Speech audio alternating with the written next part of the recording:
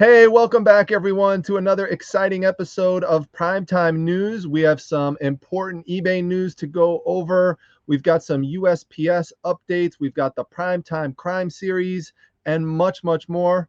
But let's start with what eBay's been up to lately. So as you can see in this article from e-commerce bites, eBay has been forcing sellers into a new unified listing tool. So what that means is that eBay has been trying to make the listing on the app identical to how you list on desktop and vice versa.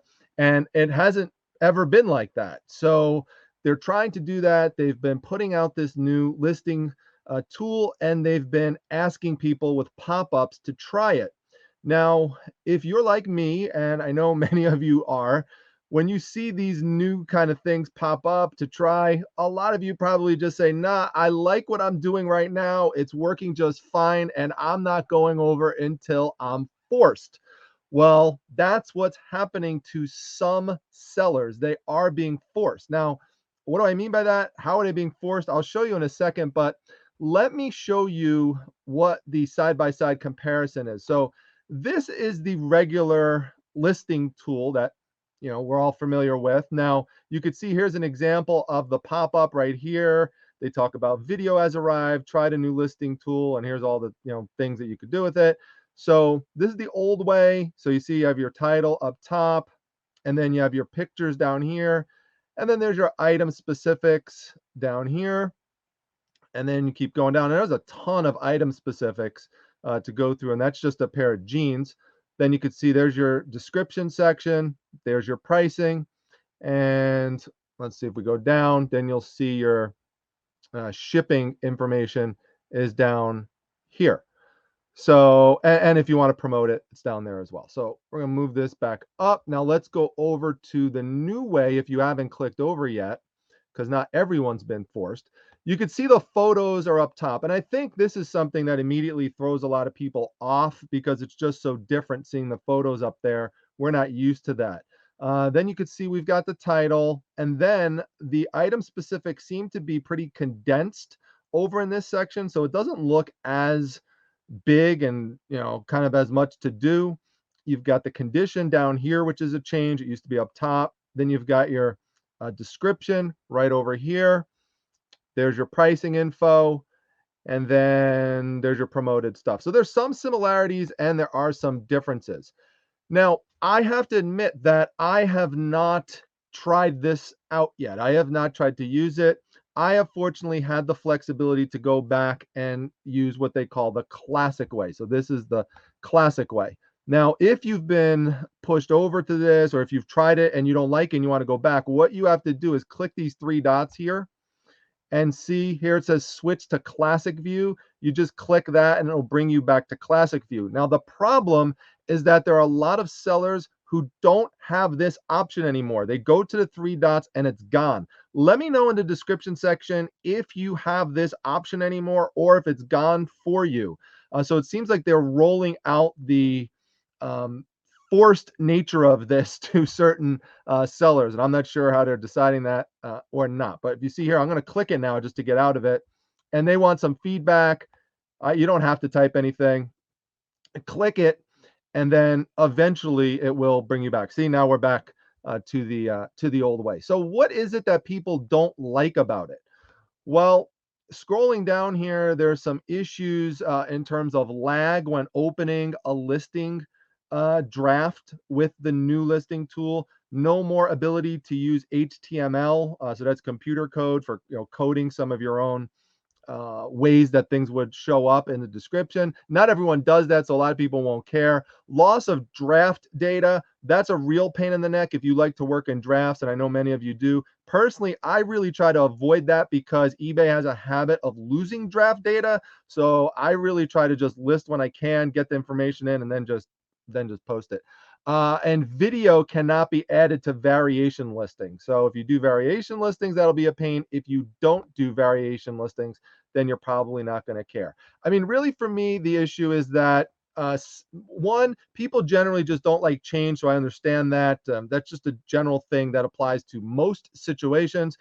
when managed payments happen, a lot of people, were upset about that as well. But now that time has gone by, most people are used to it. That's what's probably going to happen with the new listing tool. People are just going to get used to the new way to do it. But right now, until they work some of these kinks out, people are upset. Also, the thing that I will say is that I think that with eBay, if you're going to put out this new listing tool, you should definitely for a long time give people the option to go back and use the classic version if they want to. Just pretty much unleashing it on people and then not giving them the option to go back. That's what's getting really a lot of people upset. And so I think there needs to be a longer kind of lead time into this. I get eventually if this is really what they want to do with the unified listing tool, they've got to put a cutoff at some point and just cut off the access to the old way because it doesn't make sense for them to have both going at the same time forever. But a little more of a lead time would have been nice. But let me know in the description section how you feel about the new listing tool if you've tried it. All right, so an important USPS update here, and it's been written about in a misleading way in many articles. So that's why I want to break it down for you here, because if you were to see, for example, this headline, you would think, uh-oh, I can't send any fragile items through USPS like this ceramic mug, when that's actually not the case. What's really going on here is that USPS wants to get out of the business of special handling of individual packages. That's why, for example, we talked about in a prior newscast how they are putting surcharges onto certain items that exceed certain lengths.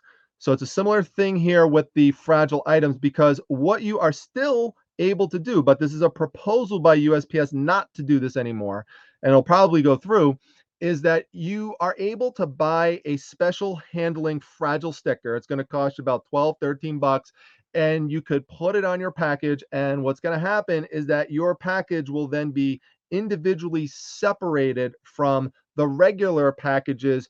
So it has less of a chance of it getting broken.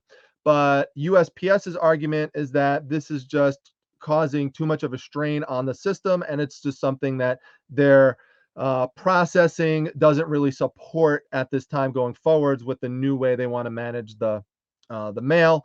So they just want to wipe this out, period. Now, that doesn't mean you can't send your items that are fragile through USPS, but you're going to want to make sure maybe that you insure them if you haven't insured them before, and you're going to want to make sure you take extra care in packaging them. Now, USPS says that really the main reason that items that are fragile break is because of how they were packed, not because of how they were handled. But as we know, the truth is really more somewhere in between there. Yes, there's been plenty of cases of people not packing things properly, but USPS, there's also been lots of instances of your carriers, as much as, we love a lot of the great things that USPS carriers do, but your carriers tossing boxes, throwing them through the air like missiles, kicking them from side to side, throwing them, it's just, ridiculous what happens to some of them. So that's not totally true, but bottom line is, I think this is going to go away. I've actually never used it in terms of putting that individual fragile sticker on there. Don't think, by the way, I actually did one of my earliest videos on this, is that if you write fragile on it, on the box, that's going to make it get handled in a special way during transit. It's not. Maybe at the most you'll get lucky and you'll get a carrier that pays a little more attention to it. But at the same time, a lot of people feel that it puts a target on it for those rogue USPS carriers, and they take special care to try to damage it. So I actually try not to write fragile on the boxes. All right, and another brief USPS update, but an important one. They announced that they are looking to hire 2,800 frontline supervisors to improve staffing across its network, and this is supposed to improve efficiency. Now, I've had a lot of people in my Facebook group, the Facebook Reselling Resource Center, who are pretty skeptical about whether or not this is going to help. And a lot of people have been saying, no, we just need more carriers, not more supervisors. So let me know down in the comment section what you think. I do think this is something that is going to be helpful. But again, I'd love to hear your comments. All right, resellers are having more and more competition from the big corporations that want a piece of the action. We talked recently about how Lululemon wanted more of a piece of the action, And so does Dick's Sporting Goods. They just launched a new resale program. Now, right now, they're testing it. It's available in Denver and Pittsburgh. And depending on how it goes, look for it to be expanded in a Dick's Sporting Goods near you. But basically, what happens with this program is you bring certain hard and soft items into the store. No pun intended, by the way. Oh my God. Anyway, you bring those items into the store and they will give you instant cash back. I better get on to the next story before I get in trouble.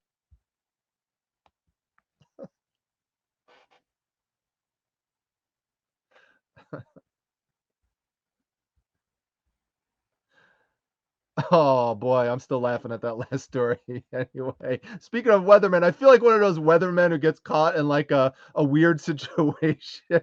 So, anyway, all right. So Goodwill. Now I know there's some people who are watching this who they can't stand Goodwill. They don't like them. They don't like how they treat their employees and that type of stuff, and they don't like their pricing and everything. I totally get that.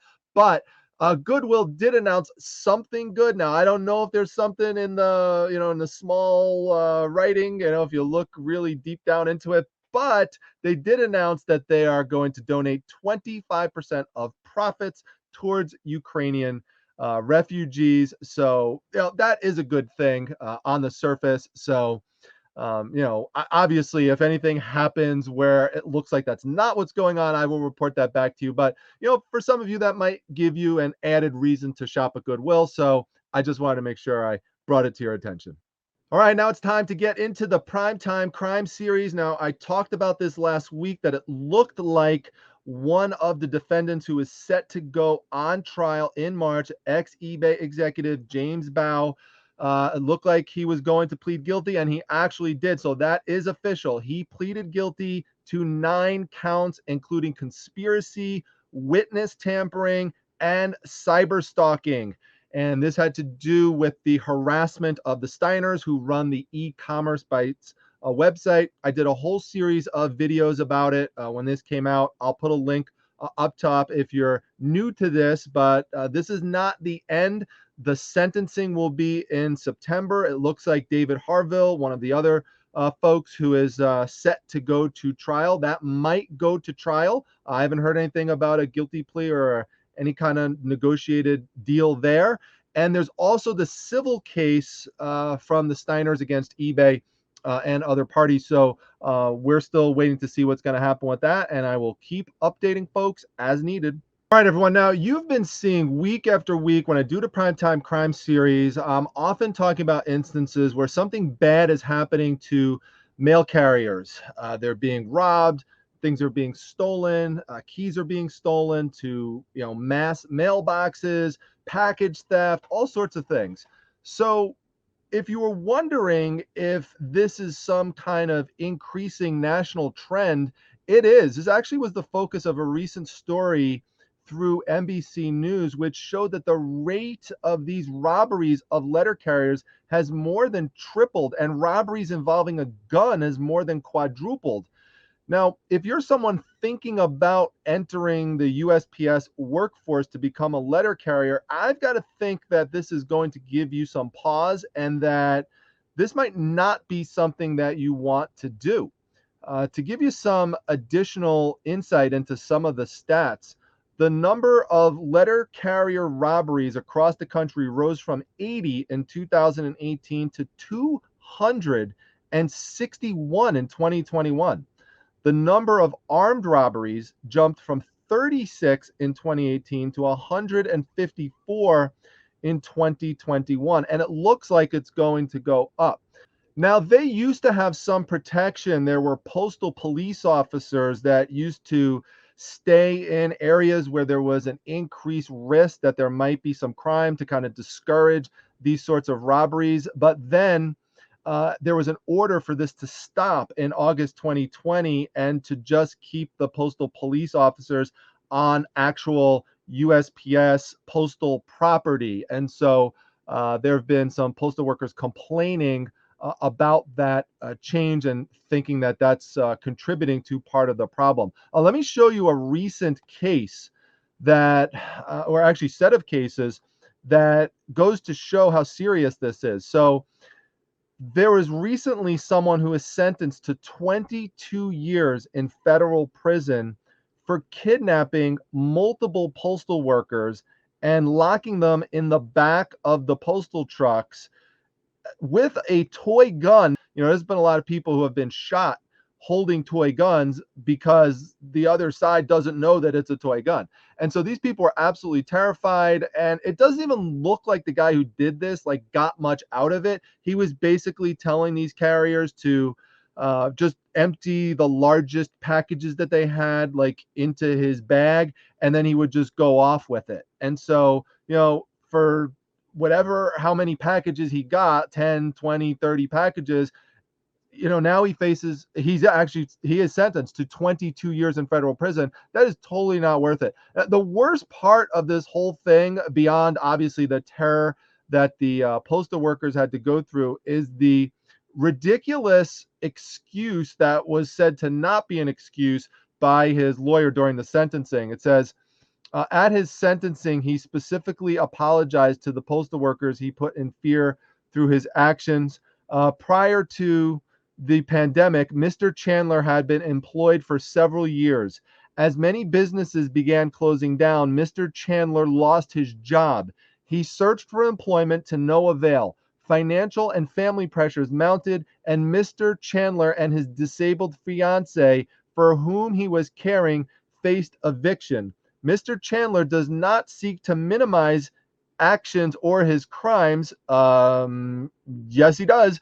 But then it goes on to say, but offers his story to contextualize his conduct.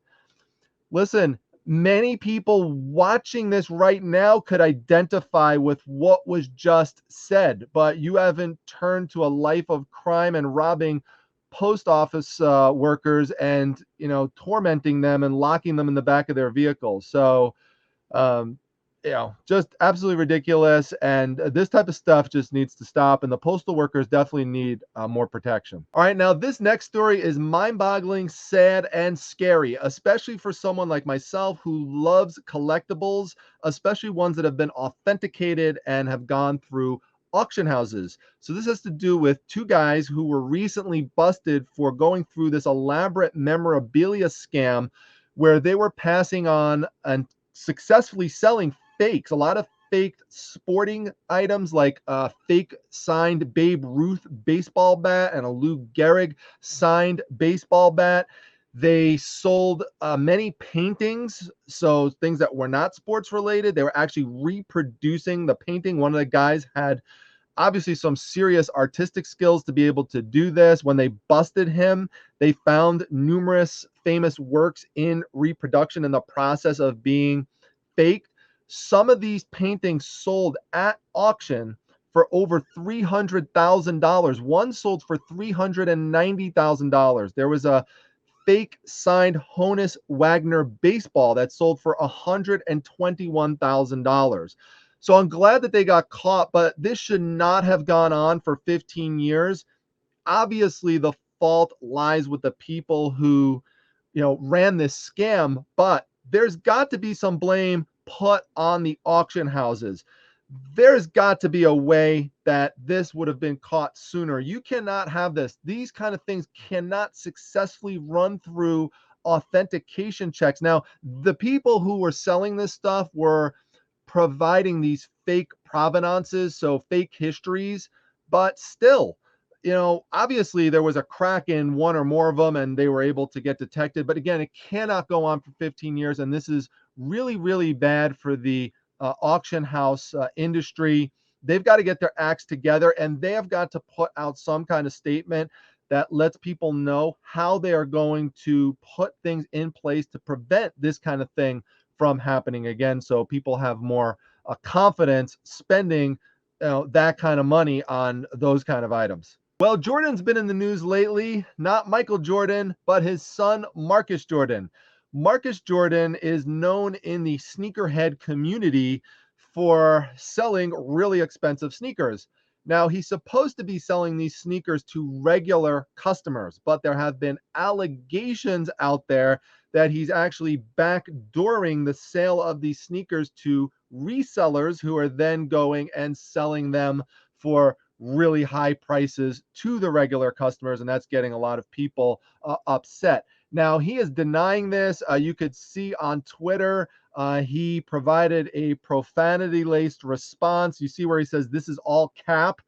Well, that basically means that he thinks it's a lie. Cap means it's a lie. It's just a slang term, and it's laughable. But apparently, there's been like a lot of screenshots put out there that he is doing this sort of thing. So, you'll have to be the judge, read the articles yourself and figure it out. But it's just another controversy in the sneaker reselling community. I have not dived into this area with real expensive sneakers at all.